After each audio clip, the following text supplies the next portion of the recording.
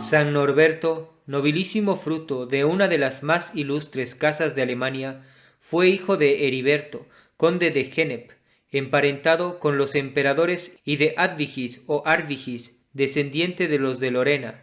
Nació el año de 1080 en el corto pueblo de Santén, del ducado de Cleves, y poco antes de nacer tuvo su madre un misterioso sueño, por el cual comprendió que lo que traía en el vientre sería con el tiempo una de las más brillantes lumbreras de la Santa Iglesia. No correspondieron a esta esperanza los primeros años de la juventud de Norberto, viéndose rico, bien dispuesto, de mucha capacidad, con un genio apacible, sociable y acompañado todo de cierto aire tan noble como gracioso, siendo además de eso de humor desembarazado y festivo, se dio enteramente al mundo y a todos sus pasatiempos. Era Norberto como el alma de todas las diversiones y de todas las funciones de la corte,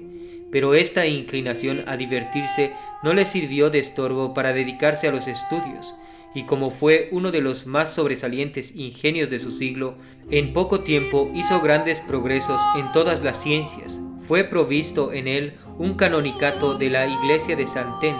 y empeñado ya en este estado eclesiástico, se ordenó de epístola, pero con resolución de no pasar de aquel grado para vivir con alguna mayor libertad. Representábale el obispo que deshonraba el estado con su desarreglada vida, y que para reformarse le convendría mucho recibir los demás sagrados órdenes, pero se hacía sordo a sus paternales amonestaciones, mirando con horror el diaconato y el sacerdocio, como lo han hecho siempre no pocos, que con apariencia de respeto y con realidad de indevoción huyen de estos dos sagrados órdenes, considerándolos poderoso freno de la licenciosa vida a que quieren entregarse. Después de haber brillado en la corte de Federico, arzobispo de Colonia, quiso lucirlo con el mismo Fausto y con la misma ostentación en la del emperador Enrique, deudo suyo, y apenas se dejó ver en ella cuando se llevó las atenciones de todos por su esplendor, discreción y bizarría. Hízole el emperador su limosnero mayor, y después le nombró para el obispado de Cambrai, pero no quiso aceptarle, no por virtud, sino por no mudar de vida. Mas el Señor, que tenía destinado a Norberto para vaso de elección, le abatió en medio de la carrera.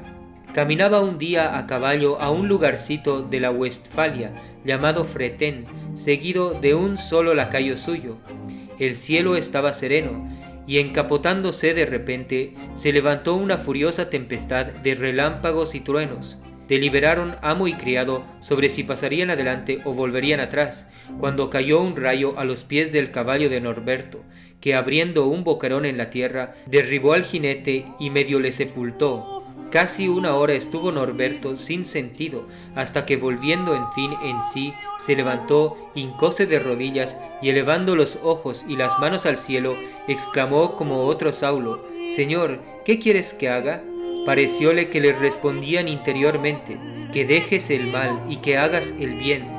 Resuelto a mudar de vida, retrocedió, retiróse a Santén, y sin meter ruido le contentó por entonces con huir de todo pecado y contraer un áspero cilicio debajo del vestido regular. Poco después se retiró al monasterio de Sigesberto, que gobernaba el abad Canon, obispo que fue de Ratisbona,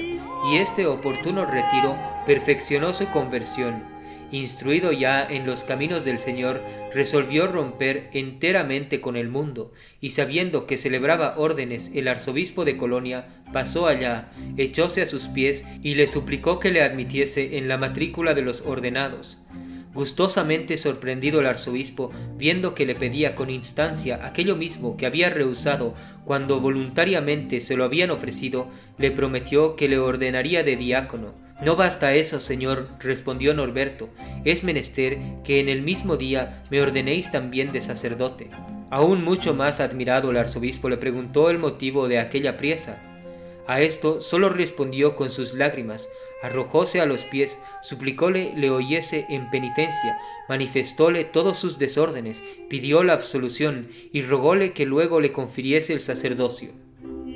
enternecido el prelado y atendiendo más a las santas disposiciones de su penitente que a las de los sagrados cánones, creyó buenamente que podía darle aquel consuelo. Llegado el día de las órdenes, los demás ordenados se presentaron en la iglesia revestidos de albas como es costumbre, y Norberto se dejó ver en ella con el vestido más rico que tenía. Llevóle el sacristán el traje correspondiente, y llamando a un lacayo, se despojó de las galas seculares, vistióse una sotana hecha de pieles de oveja, y se la ciñó con una grosera cuerda, espectáculo que enterneció a todos los circunstantes, siendo pocos los que a vista de él pudieron contener las lágrimas. Retiróse el nuevo sacerdote a la abadía de Sigisberto, donde se dispuso con 40 días de retiro y de asperísima penitencia para celebrar la primera misa. A instancia de su cabildo, la celebró en la iglesia de Santén. Comunicóse a los asistentes la visible devoción del nuevo sacerdote, pero quedaron aturdidos cuando, acabando el evangelio, le vieron subir al púlpito y predicar con tanta elocuencia y con tanto celo sobre la vanidad del mundo, sobre la brevedad de la vida, sobre la santidad del estado eclesiástico, sobre sus indispensables y muchas obligaciones, que se deshacía en lágrimas todo el concurso. Hubo cabildo al día siguiente, y preguntado acerca de algunos puntos de la regla, habló con tanto espíritu y con tanta energía y con tanta moción contra los abusos que se habían introducido y contra las licenciosas costumbres de los eclesiásticos, que acabó de rendir con este discurso a los que ya estaban muy movidos con el antecedente. Es verdad que no fue universal el fruto, porque no a todos agradó aquella libertad apostólica, y temiendo tener en Norberto un continuo censor de sus desórdenes, tanto con sus palabras como con sus ejemplos, hicieron cuanto pudieron para librarse de él. Cargáronle de injurias, insultáronle muchas veces, calumniáronle y le acusaron al Papa, tratándole de hipócrita y de novador, que con el especioso pretexto de reforma tiraba a introducir peligrosas novedades. Por lo que tocaba a las injurias y a los ultrajes, nada tuvo que hacer en tolerarlos, no solo con paciencia, sino con alegría, porque era lo que él más deseaba, pero le pareció que no debía sufrir le tuviesen por sospechoso en la fe. Confundió la calumnia en el concilio de Frislar, que se celebró en presencia de un legado apostólico, y encendido en mayor celo de la salvación de las almas y en más vivo deseo de su propia perfección, renunció en manos del arzobispo de Colonia todos los beneficios eclesiásticos que poseía, y eran muy pingües. Vendió todos sus bienes, todos sus muebles, sin reservarse más que los ornamentos para decir misa con decencia,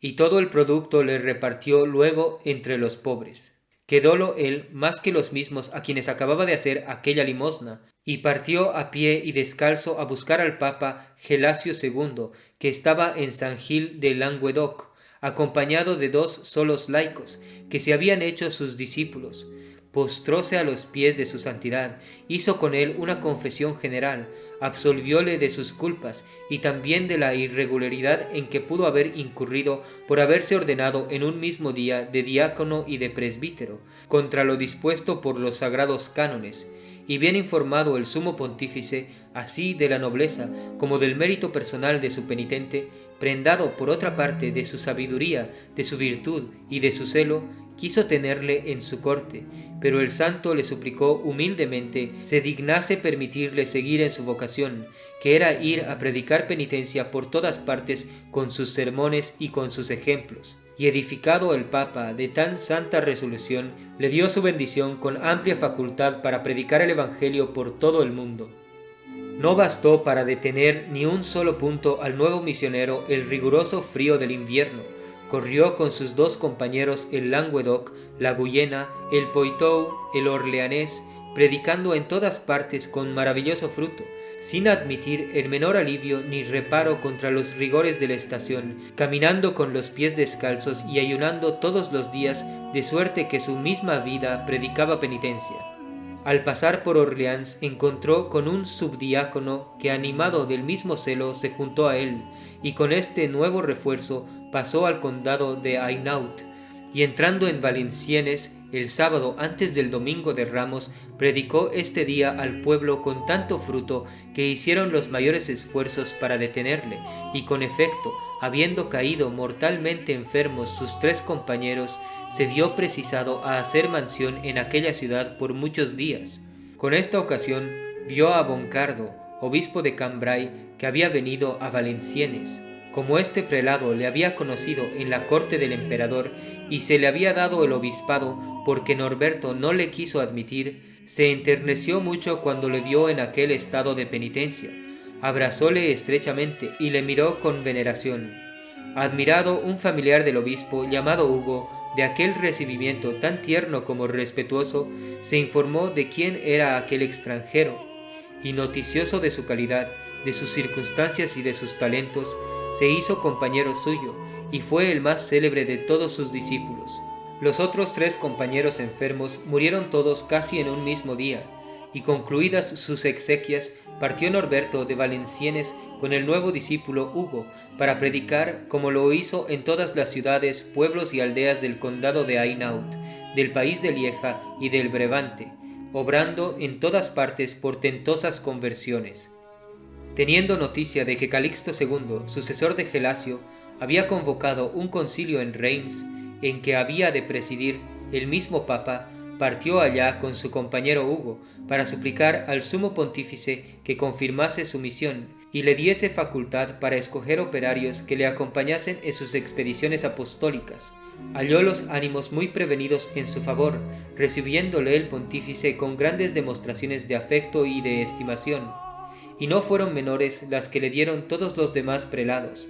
Bartolomé, obispo de León, admirado de su eminente santidad, suplicó al Papa que le concediese para reformar una abadía de su obispado, y condescendiendo el pontífice, fueron tantos los estorbos que le salieron al encuentro en aquella reforma que muy en breve se libró de tal comisión. Pero no pudiendo el buen obispo resolverse a permitir a Norberto que saliese de su obispado, le propuso que dentro de él escogiese el sitio que mejor le pareciese para edificar un monasterio, donde podría criar muchos discípulos de su mano, y si lo juzgase conveniente, prescribirles reglas particulares que formasen un nuevo instituto. Pareció bien al santo la proposición, y habiendo examinado varios parajes, hizo alto en un valle muy desierto y muy estéril, llamado Premonstrato, en el bosque de Conci, donde halló una capilla medio arruinada, que pertenecía a la abadía de San Vicente de Laón. Pasó en ella la noche, y viniendo el obispo a buscarle el día siguiente, «Este es, Señor», le dijo el santo, «el lugar que Dios nos tiene señalado, en el cual se han de santificar muchos con su divina gracia. Esta noche se me representó una multitud de hombres vestidos de blanco, con cruces, candeleros e incensarios en las manos, que iban en procesión cantando alabanzas a Dios por todo este contorno. Consiguióle el obispado la posesión de aquel sitio, y partiendo Norberto hasta el Brabante en busca de compañeros, juntó 13, con los que volvió a Premonstrato, dándoles a todos el hábito blanco, disponiéndoles unas constituciones llenas de espíritu divino, y fundando aquel nuevo instituto de canónigos reglares, tan fecundo en hombres ilustres y religiosos insignes, que durante muchos siglos conservaron la disciplina regular en todo su vigor, y edificaron a toda la Iglesia con sus grandes ejemplos. Tuvo principio el orden premonstratense el año de 1121, y en poco tiempo vio el santo fundador más de 800 religiosos y 8 abadías célebres de su orden, la santa vida que en él se profesaba, las grandes penitencias que se hacían, la exactísima observancia que en todas partes reinaba, con el superior concepto que se merecía la elevada santidad de Norberto, autorizándola a Dios cada día con portentosos milagros, todo era motivo para que concurriese multitud de ilustres pretendientes, deseosos de abrazar el nuevo instituto, y para que las ciudades y los prelados conspirasen como a porfía a fundar muchos monasterios. Hízose célebre el de Floref, cerca de Namur, por haberse retirado a él el conde Godefrido, tomando el hábito del lego, pero ninguno más famoso ni más glorioso para nuestro santo que el de San Miguel de Amberes. Aprovechándose de la ignorancia y de la disolución que reinaba en esta ciudad, un miserable hereje, llamado Tanquelino, había sembrado en ella sus errores con tan desgraciada felicidad que contaba más de 3000 sectarios, desterró de ella el uso de los sacramentos, particularmente el de la Sagrada Eucaristía, siendo fruto de su perversa doctrina el desprecio de todas las leyes, la abolición del culto de la Santísima Virgen y de los santos, con el público y general abandono a las mayores torpezas, y aunque no estaba ya en el mundo este infame hereje, por haber perdido violentamente la vida el año de 1115, después de haber cometido 1000 abominaciones, no dejaba de tener muchos discípulos infautados en sus detestables máximas, los cuales inficionaban todo el país. Pareció a todos los buenos que el remedio más eficaz y más pronto para atajar tanto mal era llamar al santo abad de Premonstrato. Acudió prontamente, acompañado de algunos discípulos suyos, y predicó con tanta eficacia, con tanto acierto y con tanta moción, que en breve tiempo hizo volver al camino de la verdad y de la justicia a los que se habían desviado de él, y se vio mudado todo el semblante de la ciudad. Quedaron tan asombrados y tan movidos de esta maravilla los canónigos de San Miguel, que cedieron su misma iglesia a San Norberto para que fundase en ella un convento de su religión, y ellos se retiraron a la iglesia de Santa María, que es el día de hoy la catedral. Aún no estaba aprobado el nuevo instituto sino por los legados del Papa Calixto II, y San Norberto pasó a Roma para que le confirmase Honorio II, que a la sazón ocupaba la silla de San Pedro. Recibióle el pontífice con la ternura y con la estimación que se merecen los santos, y confirmó con grandes elogios su religión por una bula expedida en 16 de febrero de 1126. Al volver de Roma tuvo precisión de pasar por Alemania, y encontrando la corte imperial en Würzburg, ciudad de Franconia, fue recibido con gran veneración del emperador Lotario, que tuvo devoción de oír su misa el día de Pascua, y al acabarla dio vista a una mujer ciega, milagro que hizo tanta impresión en 3 caballeros jóvenes hermanos y muy ricos que, arrojándose a sus pies, le pidieron los recibiese en su orden, donde se consagraron a Dios y fundaron de su hacienda un monasterio cerca de Würzburg. Luego que Norberto se restituyó a Premonstrato, tuvo el consuelo de que se le sujetase a su santa regla la abadía de San Martín de Laón, que pocos años antes no había querido admitir la reforma, y lo mismo hizo la de Valseri. Comenzaba en su amada soledad a disfrutar la dulzura del sosiego y del reposo, cuando el conde de Champaña le rogó quisiese acompañarle en un viaje a Alemania, y llegando a Espira, donde estaba el emperador, se encontró con los discípulos de Magdeburg, que venían a pedir obispo para aquella iglesia, y todos de unánime consentimiento pusieron los ojos en el abad de Premonstrato,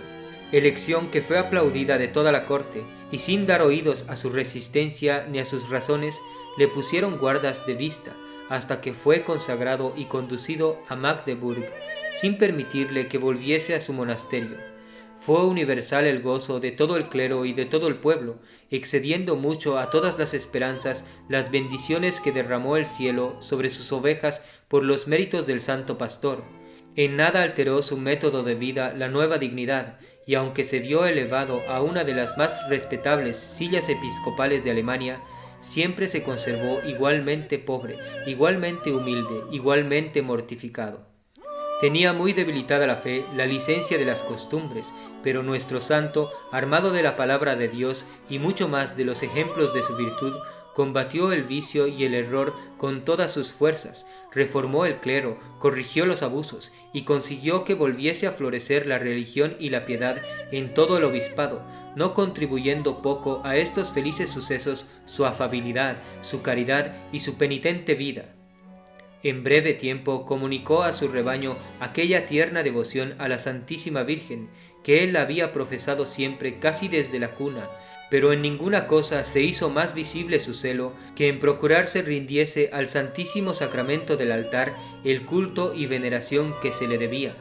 Fue tan notoria su devoción y su amor por el augusto sacramento, que después de su muerte se le pintó con un viril en la mano, como en prueba de haber sido esta su devoción sobresaliente.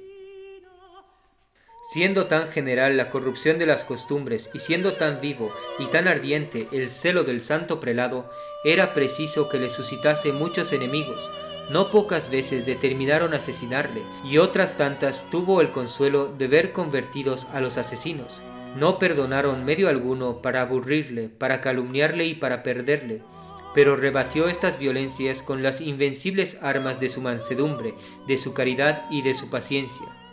Trataba a los enfermos frenéticos como verdadero médico, y si tal vez se veía precisado a usar de severidad en su corrección contra los hijos rebeldes, lo hacía con entrañas de amoroso padre, lleno de ternura con ellos, y desarmando de esta manera con la virtud y con el sufrimiento a sus enemigos, cesó la tempestad, de cuya calma se aprovechó para hacer sus visitas pastorales con fruto jamás oído y con general satisfacción.